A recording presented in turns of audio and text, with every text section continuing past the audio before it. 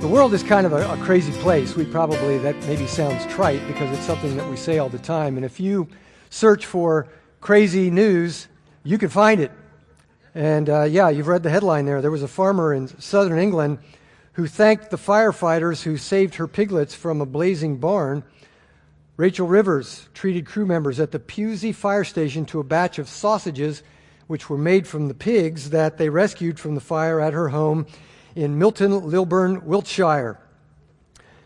I wanted to thank them, she said. I promised them at the time that I'd bring them some sausages, and they were all very pleased about that. So I guess that's what you call jumping out of the fire into the frying pan. Yeah. I could come up with crazier stuff than that story, and things that are more disturbing and more frightening than that illustrate how out of control our world seems to be. The North Koreans are shooting missiles, and who knows, but someday they may shoot one of those at us. Our politicians seem to hate each other more every day, and nothing much seems to be getting done in Washington, and maybe that's a good thing. We're polarizing around the issues of race in ways that are leading to violence. The possibility of terror attacks is constantly on our minds.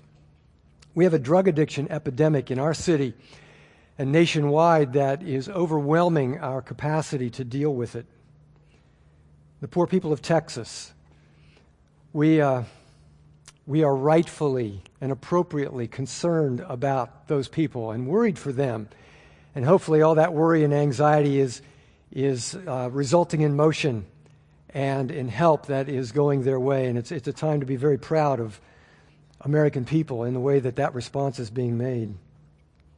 You could list your own personal concerns that are very real and things that cause you to reach for the Tylenol PM at night so that you can get a night of rest and put your mind at rest.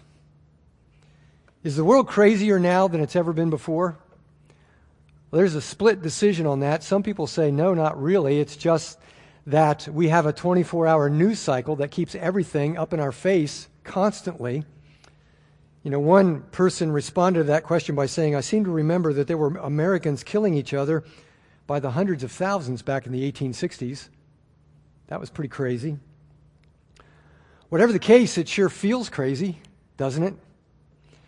And maybe especially to many Christians, because things are happening and things are changing in ways that are very contrary to our beliefs and our ethics and our values.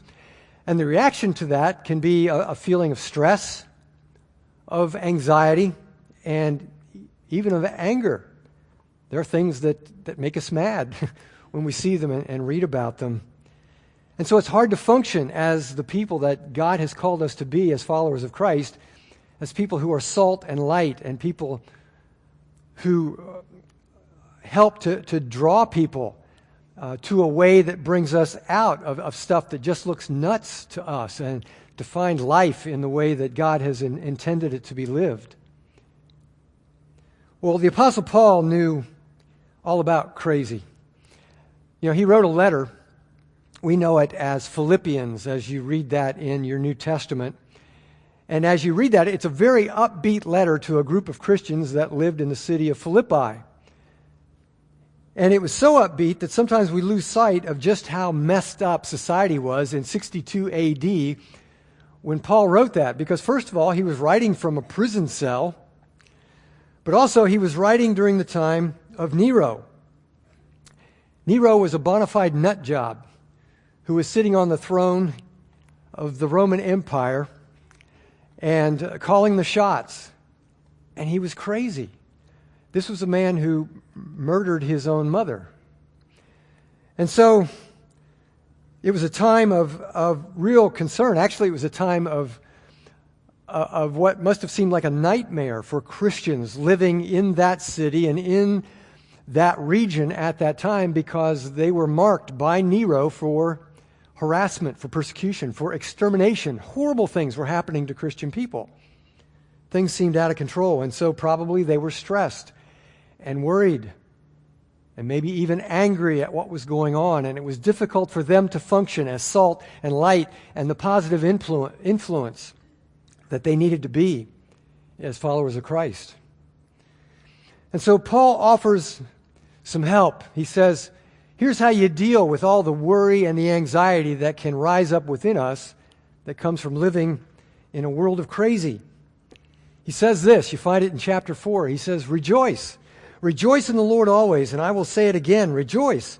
Let your gentleness be evident to all. The Lord is near.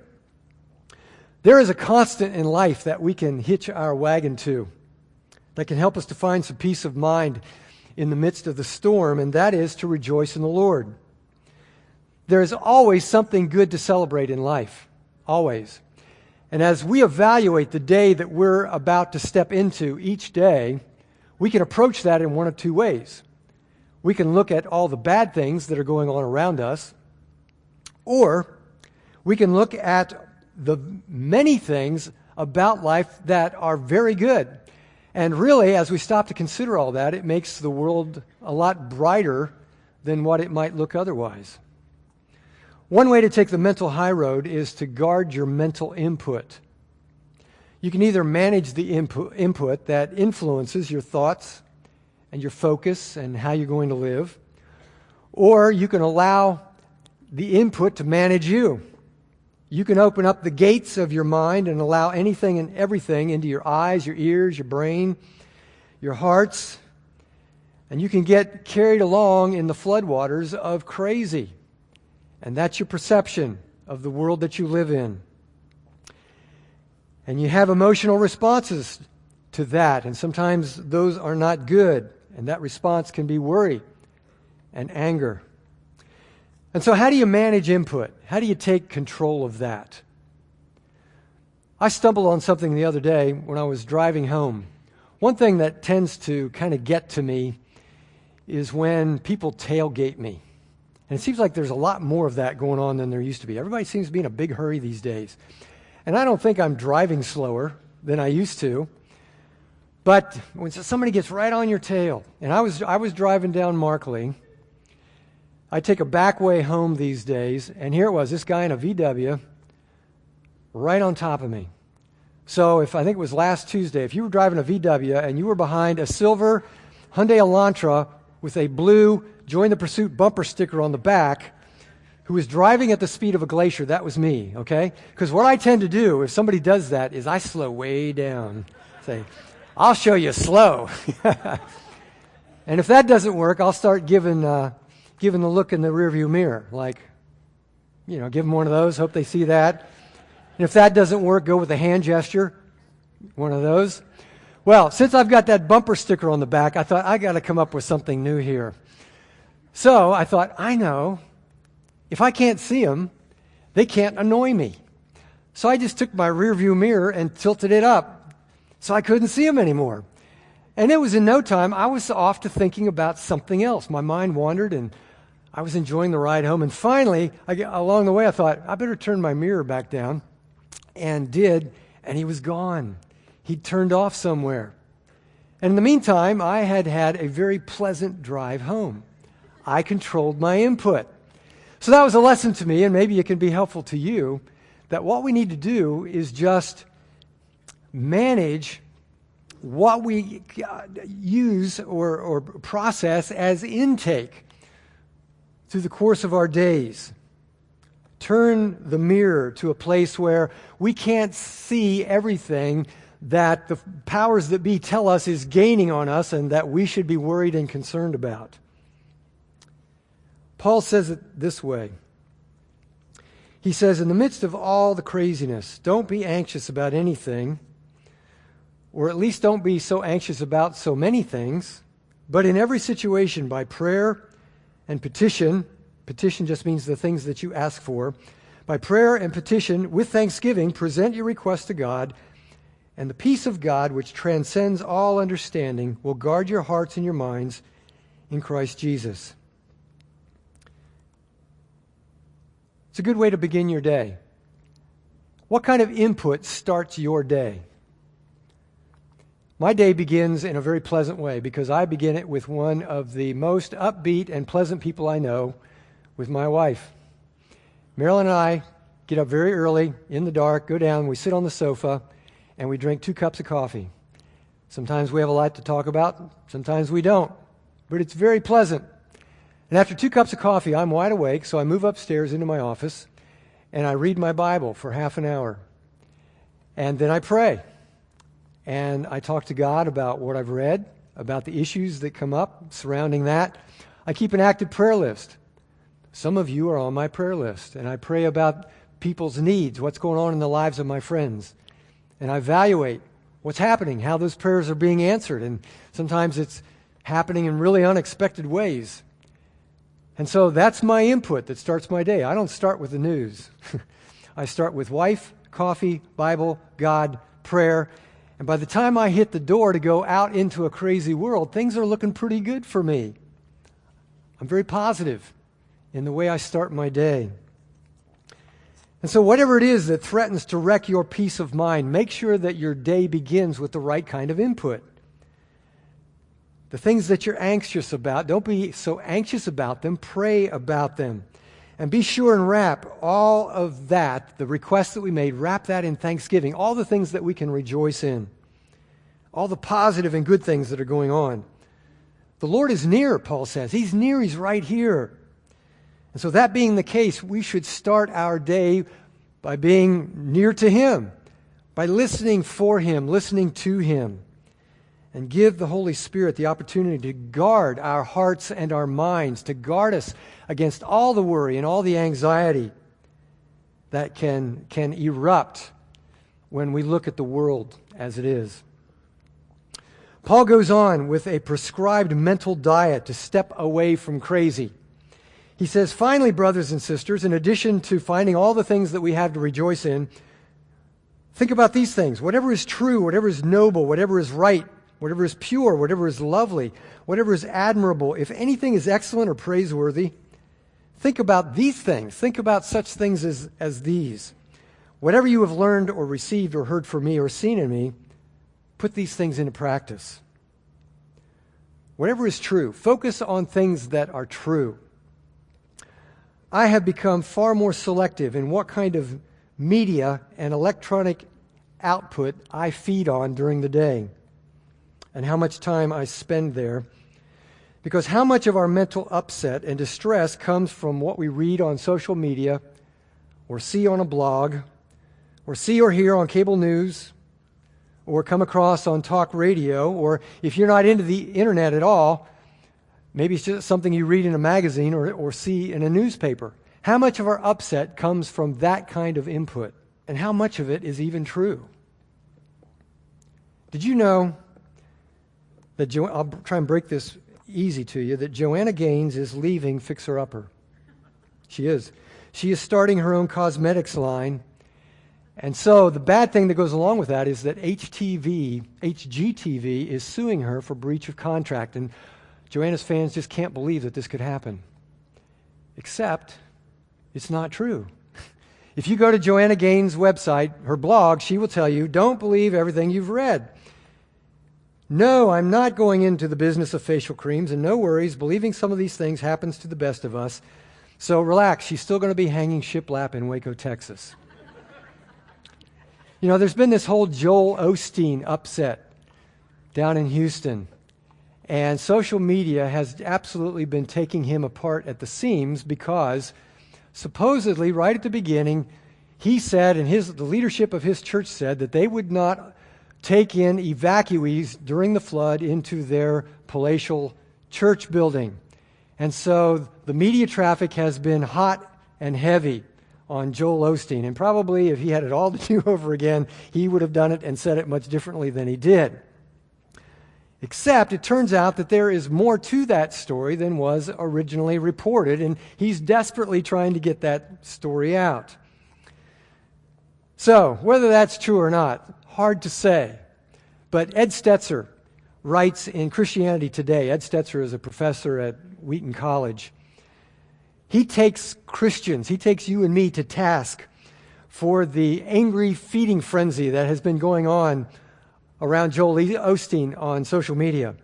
He says, how much that is out there for public consumption isn't even true. It seems that the brother of Jesus had something to say about being quick to hear, slow to speak, and slow to get enraged about things.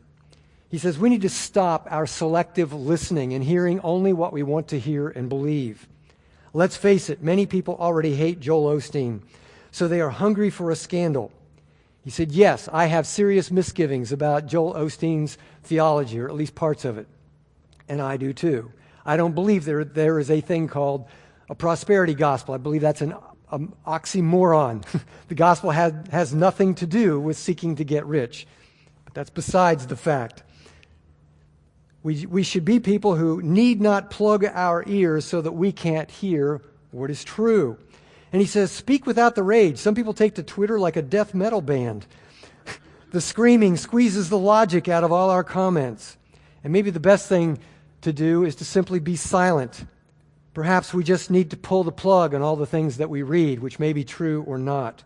Now, if only we could just pull the plug and drain the water out of Houston, we'd be all set. But meanwhile, let's save our energies for praying and supporting the relief efforts for the poor people in Houston and quit piling on Joel Osteen.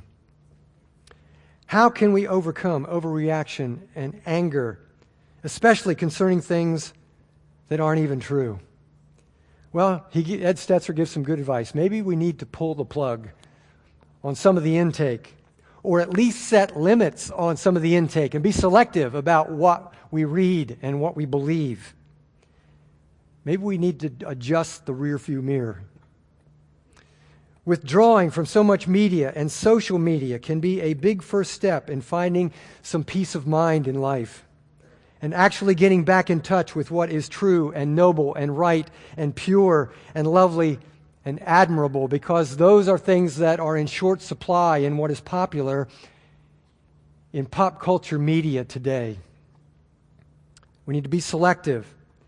And so, yes, we need to read things and watch things and listen to things. Of course we do. First and foremost, we should give God first shot at us as far as input. Read the Bible. Read about Jesus. Read the first 4 books of the New Testament. But then, yes, read books, whether you read them electronically on your Kindle or not. Read things that are beneficial, that are uplifting, that celebrate nobility and the things that are good about life and admirable and inspire us to be better people. Look for movies like that if they're out there, and they are. TV shows. I'm a bad one to talk about TV shows. I don't watch much. I watch sports. If I watch TV, I watch American Pickers and Mountain Men. That's my escape. So I don't really know what's out there as far as the rest of the TV landscape.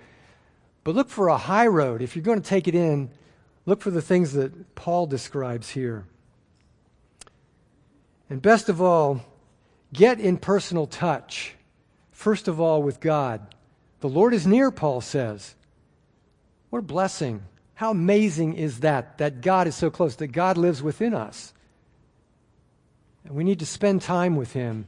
And along with Him, we need to spend time with each other.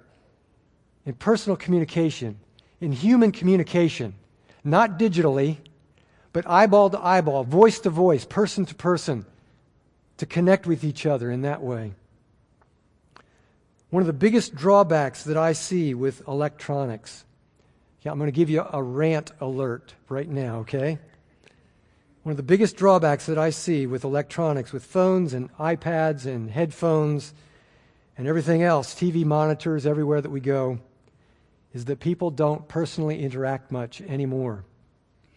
And you see it, and maybe we're part of it without even realizing it so much. You go into an airport and you sit in the gate at the airport, you're waiting, and I'm not exaggerating. Nobody is talking to each other.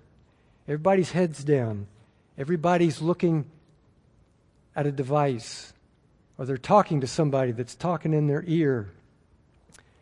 Nobody's connecting much. Medical waiting rooms, same way.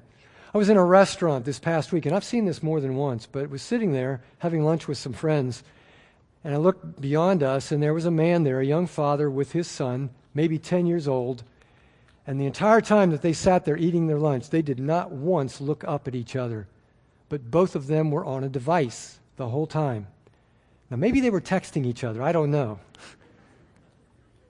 That's not the same. That's not the same as looking somebody in the eye and talking to them. And maybe if I were more bold, I would have gone over to that young father in a very kind way and said, you only get a son that's 10 years old one time in life. You only get so many chances to sit and have lunch with your son. Don't blow it. Talk to him. Listen to him. There are ups and downs with our electronic age that we live in. Some of it is a great blessing. And something that is so popular these days is Instagram. And that is a great deal of fun. There's no doubt about it. To be able to post pictures, see what's going on in each other's lives, it's a great deal of fun. I'm not on Instagram. This is my Instagram. When I want to show you my grandkids, I'll do it 20 by 30 feet on the big stage here with you. But there's also a downside to some of that, and it has an effect. According to the Royal Society for Public Health in the UK, Instagram is the most damaging social media platform when it comes to young people's mental health. Instagram has 700 million users worldwide. But in a survey of almost 1,500 Brits aged 14 to 24, they found that young people were most likely to associate Instagram with negative attributes and low self-esteem, resulting in poor body image and lack of sleep. The social media platform is the one most likely to cause young people to feel depressed, anxious, and lonely. Snapchat comes along as a close second to Instagram. Time magazine did an article on the modern adolescent, anxiety and depression with the modern adolescent, and they were focusing on why it is that teenagers do self-injury, get involved in cutting and that sort of thing. And a lady from the Cornell Research Program on Self-Injury and Recovery said, if you wanted to create an environment to churn out really angsty people, we've done it. Teens are in a cauldron of stimulus that they can't get away from, or they don't want to get away from, or they don't know how to get away from. In dozens of conversations with teens, parents, clinicians, and school counselors across the country, there is a pervasive sense that being a teenager today is a draining full-time job that includes doing schoolwork, managing a social media identity, and fretting about career, climate change, sexism, racism, you name it. Every fight or slight is documented online for hours or days after the incident. It's exhausting. One teenager said, we're the first generation that cannot escape our problems. We're all like little volcanoes. We're getting this constant pressure from our phones, from our relationships, and from the way that things are today. So my advice to young parents this morning is, if you've got little kids, postpone getting them an electronic device as long as you possibly can, and you'll be doing them a great favor. Somehow we survived before the invention of the smartphone in 2007. Somehow we made it happen, and we probably talk to each other a lot more than we do today. There's another study that talked about the positive value of person to person and the good effect that that has on us when we engage each other as people as opposed to doing something electronically. This one study says when you're socially withdrawn, and it's ironic that social media tends to isolate us. When you're socially withdrawn, there's a greater tendency to ruminate about what's wrong. But when you're with other people, you have a chance to talk about what's right, or at least what's going on with them, and your brain's stress response decreases when you're able to talk about other things rather than focus on your own problems, which tend to magnify when you're all by yourself. Face-to-face interactions present opportunities for physical touch, a proven mood booster, according to a study in the Journal of Family and Children's Studies that was done in 2010. So there you go. It's scientifically proven. When we touch each other, when we're with each other, when we talk to each other, when we look each other in the eye, your day will improve. How much better off would we all be if we limited time on media and used the same time to talk with and connect with God, and talk with and connect with each other, the good people around us, and discover that there are a lot of fun and funny, good and kind people in this world who are quite interesting to get to know, as opposed to a terrorist or a political adversary or a mortal enemy that we come to understand is around every corner if all we do is spend our time on news sites. I'm not suggesting that we stick our heads in the sand and drop out of the world. I am not a monk in a monastery. I've got a computer. I've got a smartphone. It is really, really useful. It's like a miracle sometimes. And you might say, yeah, you're all over getting on the internet and media, and you've thrown up about 11 internet images on the screen here this morning. Yeah, it can be a wonderful tool. It can go both ways, and it all depends on whether we control it or it controls us. As Christian people, we need to be engaged with what's going on in the world. We need to know what's going on in Houston and how we as followers of Christ need to be responding to those needs and all the other things that are going on in this crazy world. But we also need to understand that there's a downside to that when we tend to gravitate to those places that only feed back to us well-entrenched opinions as to what we already think about something, especially about some of these controversial issues that we're faced with today. Don't we gravitate to those sites that tend to think like we do? Because that's where the objective news is found and the objective opinions. And I'm talking to conservatives, I'm talking to liberals, I'm talking to progressives, I'm talking to me, I'm talking to everybody in here this morning. Because there's an agenda there and there are talking points there. And oftentimes we come away from places like that not so much informed as we are reinforced. And it can build a mentality of us versus them. If you don't see this issue like I do, you're the enemy. And for those of us who are followers of Christ, it cannot be us versus them. It is all us. We are all us. And Jesus came to die for all of us, sinners who are in desperate need of salvation by His grace. And we are called as His followers to reach out to everyone, no matter a viewpoint, no matter an opinion, no matter their politics, no matter what, and share with them the love of Christ. It is all us. One of the things that we struggle with now in our city are race relations.